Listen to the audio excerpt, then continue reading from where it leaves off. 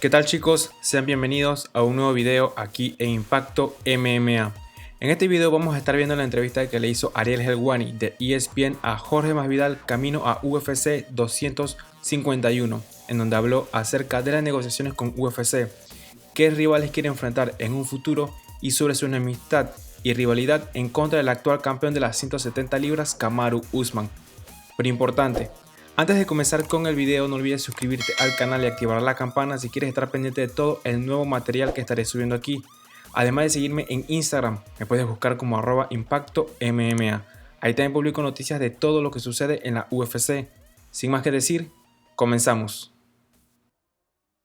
Hello again, everyone. It's Ariel Helwani. Hope you're doing well. Of course, we're being joined by the man who is the talk of the town in the world of mixed martial arts. Everyone talking about Jorge Masvidal. What an unbelievable weekend for him. 3 days ago, he was not scheduled to fight at UFC 251. Now, in just 6 days time, he's about to fight for his very first UFC title. He's in Las Vegas right now, quarantining. He's kind enough to join us for a few minutes here. Jorge, thank you so much, and congrats on getting the fight. It's always a pleasure to be on the show with you. We go back ways, so I mean, I have to like break the news with you here, right? Isn't it the way it should be? I think so, and I appreciate that you haven't forgotten about me since we've been talking for so many years. So let's get into this. This is crazy. When you found out that Gilbert Burns was out, did you or your team reach out to the UFC, or did they reach out to you? How did this all start? Let me ask you a question. What do you think happened? What do you think? How do you think it was? I just want to, just out of curiosity. Is Corporate Jake gonna cut in here and like, hey, you No. have 5 minutes left? No, we got So all I could night, ask you baby. questions today. Yeah, let's go. Okay, good. So what do you think I called them or they called me? You know me pretty good. I think they called you. Bingo. Did they call you Friday or Saturday? When did we initially? I'm gonna say, I think Saturday. Saturday how was did it go? preliminary fun, and Sunday. No, for Friday night. I'm sorry. I'm thinking. I'm all messed up because I've been traveling. Friday night's when they called. Saturday was the deal was in place. Now I had to, not have Corona, be able to get to a certain place in a certain time, which was here in Vegas. So I passed all these certain steps, and I still got more steps to pass. I still got to go to Abu Dhabi. Everybody has to get retested again, and all this craziness, So we're doing good right now because we're all quarantined and distancing. Everybody has their own hotel room. I'm not hanging out with nobody, just at the gym, and then that's it. Everybody's right back to the room, ordering food to the room. So we're gonna make it there just fine, So yeah, the fight was maybe Saturday, like around 7-8 p.m. is when the fight was becoming a reality. Okay, so obviously this was supposed to be the main event, and then you guys were really far apart, and they moved on and went with Gilbert. Mm-hmm. When they reached out, were you still very far apart, or because we were on? So how did it get done? How were the negotiations? We had to break them down. That's why some people don't seem too happy as they were announcing it. You know what I'm saying? They didn't want to talk about it too much. You can see it in their face, a little bit of anger and anguish. But I'm gonna do my job always, which is provide for me and my family. I'm not gonna give a what anybody says, what this guy says, that guy says. I've been in this business a while. I know what I generate. We know what we generate. It's a numbers game. The numbers are there. It's not, I think I deserve this. No, I see on paper what I bring in. We know, me and my team know what I deserve, So when we got undercut and lowballed, all right, cool, no problem. Let's see what happens. I told my manager, I told several people, I go, guys not gonna like it for me. Watch at the last moment, they're probably gonna call me back, and some craziness is gonna happen. And I told the several people that are very, very close to me, and sure enough, bam, it happened. Now I didn't get exactly what I wanted, but I got very, very close to it. So I'm taking the fight, Are you happy ultimately with the deal? Yeah. I'm happy more than anything because I get to break this guy's face and get paid for it. But one thing I'm not gonna do, which I've done a long part of my career, is get underpaid. That's not gonna happen no more. Not from here going forward. Since I came back from Hexagon after the Till fight, me and my management sat down. We discussed the numbers where I need to be at, and we needed to hit those very quick. We're not there yet, but we're headed in that direction, So moving forward after this fight, they're gonna treat me accordingly, or I'll just step in last minute, 6 days to go, and then get paid then, I guess, This is the new scheme I have to do, whatever. But I'm gonna get paid every time out. And I want to thank you, Ariel, for not being a company man, for speaking from your heart, from speaking from not like a position of oppression, like a lot of other guys in the UFC horsemen, which I'm not gonna mention them on the show, making famous, but we know who these company guys are that after they're done fighting, they're gonna just work for the UFC. So they always opinionate towards the UFC. The guys that used to fight in the UFC, just their opinions are always to protect the UFC and trying to make fighters like me and myself, because I'm not the only one doing this or going through this. Like we're lunatics, like we're crazy, you know, because it's just, I'm not asking for them to pay me something outrageous. No, I'm asking to just give me more money of what I do bring in off the pay-per-view side, and that's what we were fighting for. And we came to a pretty good deal, so I'm happy right now. You know, I'm not gonna complain about the current deal, but the initial deal with Gilbert Burns, with what's his name, was a deal on the pay-per-view end and on the guarantee side. So I have two negatives. I could understand you don't want to give me that much on the guarantee, but on the pay-per-view, what I bring in, what people purchase, I want more money of that, and they weren't budgeting with that, neither was I. You know, so all this craziness had to happen for them to come to their senses. Did you agree to just a one-fight situation, a one-fight deal, or do you have a whole new contract with the UFC now? You know how it is, bro. You want to get paid, you got to sign a 10-fight contract every time, man. Right. So, you know.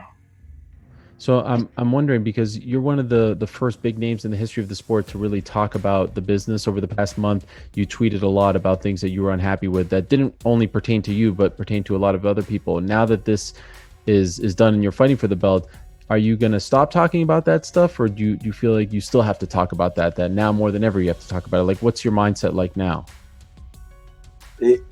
I'm going to speak always from the heart. There's no filters on my tongue, so I'm just, if you ask or the next reporter asks, I'm just gonna say what I've seen with my eyes through the sport. I'm not a guy that's been here 2-3 years. I'm a guy that's been here quite some time. I know the sport very well, the ins and outs, from the management side to the show business side. I know it very, very well. This is something that I do day and night, so I know where I should be at, you know, and not just me, but I want to see my brothers and sisters in the sport also get paid what they deserve, you know? Does that mean a pay bump for everybody? No. But there's a lot of people that do deserve more money. And I wouldn't mind seeing all these individuals get what they deserve. Were you worried in the midst of all of this, once they moved on, that the relationship would be severed, or that they would put you on the shelf for a long time, that you wouldn't fight, that you wouldn't be able to capitalize on the momentum of last year? No. My sponsor, which is the greatest sponsor I've ever had, is too powerful, man. God's just too good to me. So I knew instantly. I said something similar to my management when the Kevin Gastelum fight got taken away from me and they gave me to Donald Cerrone. I said the same thing to my teammates management. I was like, man, watch. That's going to bite him in the ass for doing me dirty like that. Because I had signed to fight Gastelum, and Gastelum had signed to fight me. And then 5 weeks later, they told him to have them fight Cowboy in New York, and guess what? Kevin didn't make the weight. I ended up getting to fight with Cowboy, and that's history, you know. So it's just something that I'm like, man, you can't. God doesn't like when people pick on me, you know. So I'm not worried. And if the relationship would have got messed up or gotten better, it doesn't matter. I'm speaking from the heart, and it is what it is, you know. And I don't like Dana going out there and kind of undercutting me and saying, yeah, Gilbert, this, that, he definitely deserves a fight. When they had promised me the fight before the Ben Askren fight, they told me, you beat Ben, you have the next title shot. Well, I did that. And I beat Nate. And I still don't get the next title shot. What's going on? So, of course, not that I was upset, but I wasn't going to hold no words back or no punches back. And I was just going to say the truth, you know? Since agreeing to the deal, have you talked to Dana? Have you tried to clear the air, or has he tried to clear? I don't talk to Dana. My management talks to Dana. I don't have nothing personal against Dana, but that's not my job. I pay my management lots of money to handle these things. Lots of money. And they know it, and so I don't feel I should be doing. That's not my job. I talk to my management every day, but I don't need to talk to nobody over this. It's pointless for me. I don't need to be your friend or your enemy. All you need to do is pick up the phone call my management calls, and that's it. Get the deal done. I don't need to talk to nobody like that. How would you describe the state of the relationship now between you and the UFC? They love me. I just say, masses. What do you mean? I'm literally favorite person in the whole world right now. You know, maybe after this weekend, they might move on to somebody else. Who knows? But think about it. Who the fuck else was going to step in? They were going to lose their main event. 6-8 notice. There's some coward, some fragile dude that's always walking around talking politics in my division. They were saying he was going to jump in but they offered him a good amount of money, and he didn't. This is a he's always talking, and then people just are reposting, retweeting him, and like, oh, this guy was willing to step up the fight. The only guy that was willing to step up and fight in 6-day notice, cut 20 pounds of weight, travel overseas, and murder this idiot was me. So does that mean that right now you weigh around what, 190 or so? I was like 192 on 4th of July, which was what, yesterday? Yeah. 192 yesterday. I got some workouts in today. The weight's dropping, you know. Okay. It's a work in progress. They moved on around a month ago. Did you stop training or did you keep going? Like, did you have that premonition? They moved on like maybe like 5 weeks ago when they moved on, you know, when we were ready and you're like, all right, it's not happening. Now I never stopped training. I'm always training, but I'm not always in the gym doing the specifics. And especially since I didn't have a fight, I didn't have an opponent. I didn't know who was gonna win the fight. I didn't know what deal they were gonna get me back. I didn't want to burn myself out in the gym, just being in the gym, doing double legs and punching the bag and doing the pass, because I've been doing that since a child. Since I'm 8-9 years old, I've been doing that. So what I did was I was going to the gym around 2-3 times a week, and then the rest just doing other things, like whether lifting weights, playing spike ball, running on the beach, or just doing sprints, anything to just keep me in shape. So every day I was just doing something to keep me active, but I wasn't in the gym every day doing the same repetitive stuff because I knew I didn't have a fight. So July 11th, I wasn't going to know which way I was going to go. So I wasn't training like if I had a fight camp. So if you ask me, are you in shape? Because that's probably the next question. Maybe not to fight Ben Askren. I'm not in Ben Askren shape because he's a hell of a wrestler, or even fight a guy like Darren Till. But am I in shape for this bum that I'm about to decapitate and baptize? Hell yeah, I've never been. So there's no part of you that says, I wish I had 3 more weeks or a month or anything like that? No, there's a part of me that says if I see him right now in the hallway, I'll break his face, you know? But I won't because I'm not going to get paid for it, so don't worry. Right. I'm going to wait till whatever the date is that I'm fighting this guy, but I don't need an extra day or an extra hour, an extra minute for this individual. Obviously, this fight, as you probably know, the news exploded, right? Everyone can't wait. There's nothing really going on in the world of sports. Damn right they can't wait. You know why? Because I bring violence, man, and that's what people want to see. That's it. It's not because I'm so handsome. It's because they want to see this violence I bring. But at its core, why don't you like Kamaru Usman? Why do you want to break his face? What type of question is Like have you not seen him speak? How he speaks about everybody. Everything is just negativity and downplaying people. The type of person I am is, man. And a wise man also said this quote to me. Broke it down in a much better way that I could break it down for everybody listening. We're not the type of people that I'm gonna dim your light to make mine's brighter. No, I'm just gonna make my light as bright as I can. And this man's constantly been throwing disses at me for a while, and man, I just don't believe anything he says. I know the coward that he is. I've known this guy for quite some time. He's in South Florida. He's a guy that's coming up asking for pictures 4 or 5 years ago. Now you're this thug life guy. I don't believe it, man. You're at my fight after I handle business and break a record like this.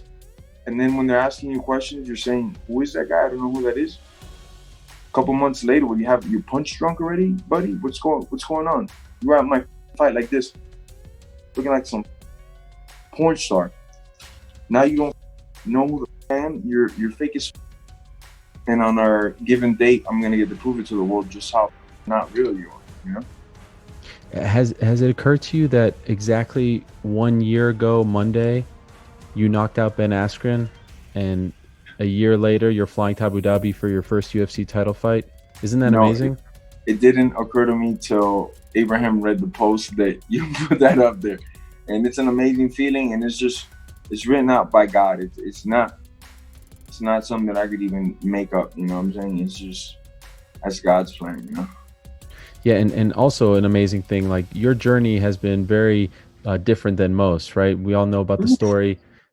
In the McDonald's drive-thru, you get the call to fight Ray, 19 years old, Miami backyard, and here you are 17 years later, right? Almost 2 decades in the game, one of the most amount, other than Alistair Overeem, to have fights and finally get a title fight in the UFC. I mean, it's an incredible thing. Are you thinking about all these things now? Are you thinking about the journey, or what's going through your mind? More than ever, the journey's been amazing. I really, these last like 8-9 weeks, as we were debating for the fight or not, it was like, man, if I get the fight, awesome. If I don't, whatever, not awesome, but you know, I'm not gonna be bummed about it, because this journey has been so good to me. My life has been so amazing, so blessed, from where I came from to where I'm at right now, and how good I'm able to take care of the people around me. Man, I'm blessed, man. I love my life. That's why I could do what I do at such a high level for so long, because I love what I do, and I truly feel blessed. God has chosen me for a couple of things, and I've had an amazing life, man. So I was just going through like memory lanes, looking through pictures, old fights, which is something that I don't do. I don't live in the past too much for things like that. And man, I had to do a doctor's exam today. For some reason, when I sat in that chair, I remembered the first time I ever did an eye exam. I think it was like 16. I was doing an amateur kickboxing match at 15, something like that. And I've forgotten about this memory for like 10 years, but it must have been a smell in the place or something that just reminded me of that. And it took me on a whole memory lane till my next journey, which was my first pro fight and all these things. So it's just an amazing journey, man, that I've been on, and I'm thankful for it. Two last things, if I can. Number one, when you were having your issue, corporate Jake already give you a signal or something? No, it was Abe. Abe told me 5 minutes. We're to 15. Listen, I'll go 45 minutes with you if I can. If you're not stressed for time, I'll go all day. But I feel like if they're good ones, give them to me. So you run out of good questions. All right. Let me ask you this: when you were going through your issues with the UFC, there was really only one guy publicly who had your back, and who said that the Gilbert Burns fight wasn't the legit title fight. You know that it was, right? Oh yeah, Nate, because that's another real. You know, though he said I wanted to quit in the fight, which we all know Gamebred will never do that. That's a real, you know. And I always say Nate's a bad man. So, you know, and even today he commented on the fight. So would it be fair to say, if all goes well next weekend, will he be the first title defense? There's two guys that are on my radar heavy, you know, and Nate is definitely one of them. Because no matter what, it was a good fight, and me or the world didn't get the results that we wanted, you know. I know Nate obviously wants to run it back. I'm telling you, if I'm speaking from the heart, I want to run it back. So when I get this title, would nothing be better than to give him the opportunity he gave me to fight for his BMF belt? Come fight for this belt now. And I'll hand him over the favor. Another dude that we're definitely gonna be scrapping at some point is Thompson. Not because of nothing personal, I got nothing but love and respect for this individual. But I would just love to run it back. I think I could definitely do better than that night that we first met. I think I match up well, man. I would love to run it back with Thompson. So that's definitely something that'll be happening, you know. But promises made, promises kept. That's right. The BMF versus the NMF. Yes, sir. That's right. By the way, speaking of the BMF, is that title on the line Saturday? You got to be a BMF to put that title on the line. I'm fighting the dorkiest, man. It doesn't go that way, bro. Is it true that you are not flying on the charter plane to Abu Dhabi? That you're going? Yeah, that is true. I'm not flying on the charter plane to Abu Dhabi. Why not? A couple reasons, you know. It's against policy, I think, to have a wild animal like myself in a situation that could endanger the lives of others. You know what I'm saying? Let me not say others. Of this one idiot only. You know who I'm talking about. You know, I just saw the video of you and your dad from last year, the Father's Day video. They reposted it again, and in the video, your father calls you his champion. Yeah. But you know, at the time weren't the BMF champion, and certainly not the UFC champion. Have you allowed yourself to think about what it would feel like to give him that UFC title? The guy who, you know, helped bring you up and believed in you that you were going to be a champion all these years. Have you thought about that? I've been thinking about that since I was like 15, 16, giving that title to my father and my mother. Though my mother's not like she likes to watch the fights and stuff, she's still part of the journey in a huge way. So I just can't wait to return home with that belt, you know, give it to him, and that's it, you know. Hell yeah. I don't even want to think about that right now. I'm gonna get like sensitive. No, I mean you got emotional in that video as well, so I can't imagine what that's gonna feel like. Yeah, it's gonna be I mean, he went on Friday night. I don't know if, I think Friday night the news broke that Gilbert was out of it. And I looked at my dad. I said, man, I want this dude up, man. I'm gonna step in there. He said, no, I don't like this. You know, I've been training like that. And I'm like, come on, man. This guy's a bum. He's like, you right. Go get the fight. I was like, okay. So we started, playing the phone tag for the UFC because they were calling, and then we started calling back and this and that. And then I told him I got the fight when it was like Saturday night. I told him I got the fight. I called his ass up. I was like, I got some good news for you. And I love to piss his ass off. So he was like, what is it? I can't tell you. I have people around me. There might be some spies in the room. He's like, go to the bathroom and tell me, no, I'll tell you when I get home. Why do you call me then? And tell me this. Why don't you just tell me right now? So I made him wait like 2 hours till I got home. He's like, what are you going to say?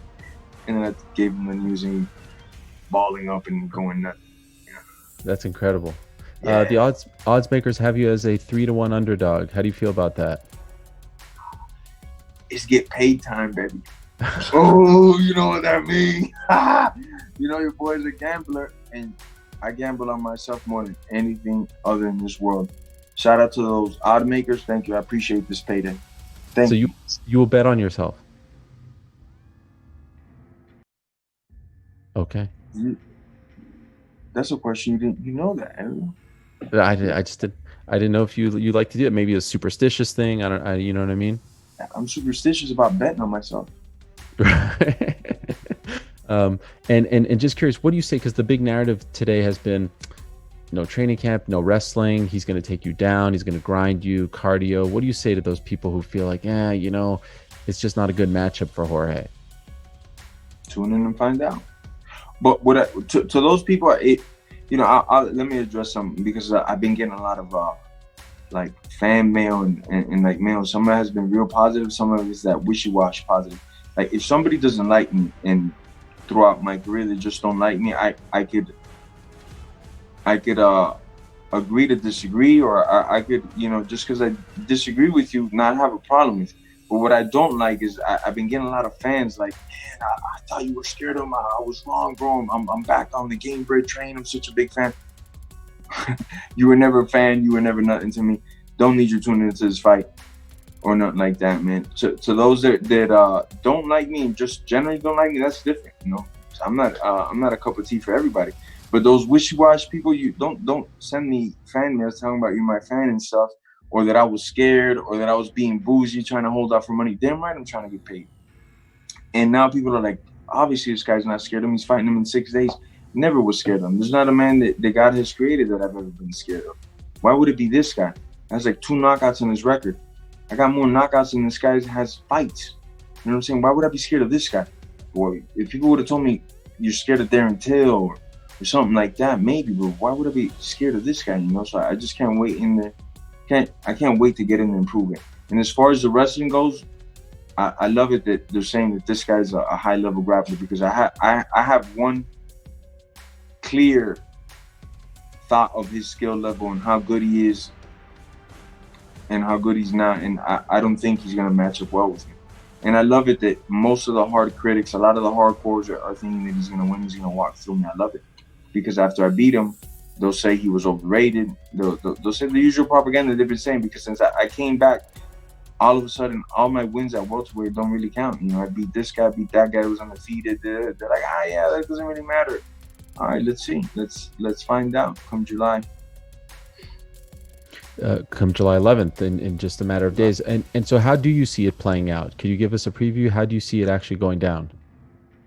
Me baptizing his ass in front of the whole world. So you think you knock him out? Cold-blooded as can be. His body's grasping for air. I got my hand raised over him. Just gonna baptize him, man, for the world to see. It's gonna be violent. Early or late?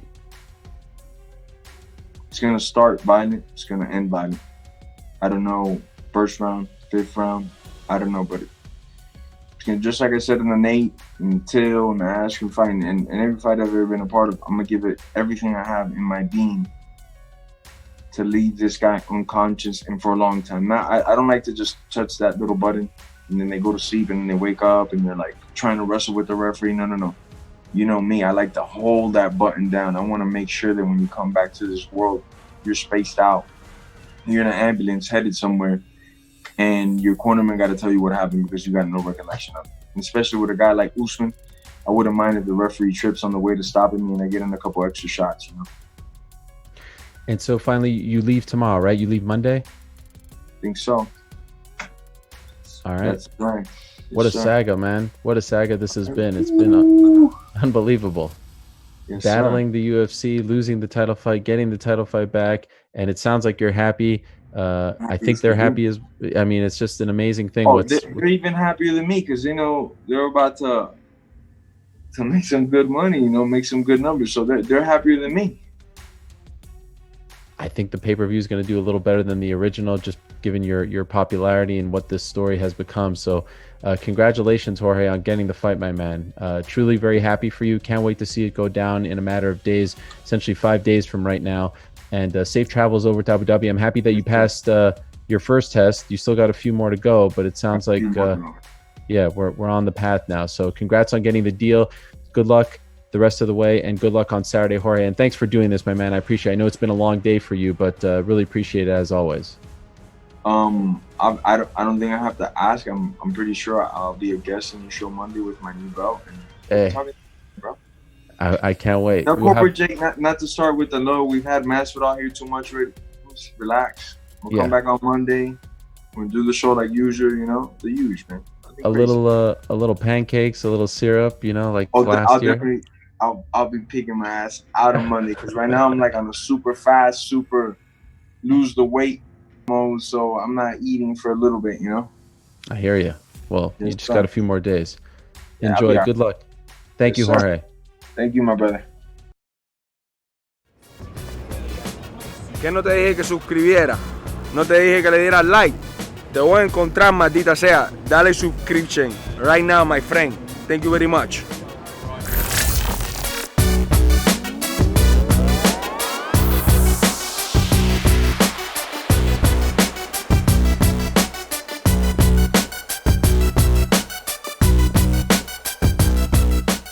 Soy su amo y todos deben temblar ante mí y obedecer mis brutales mandatos. Fin del comunicado.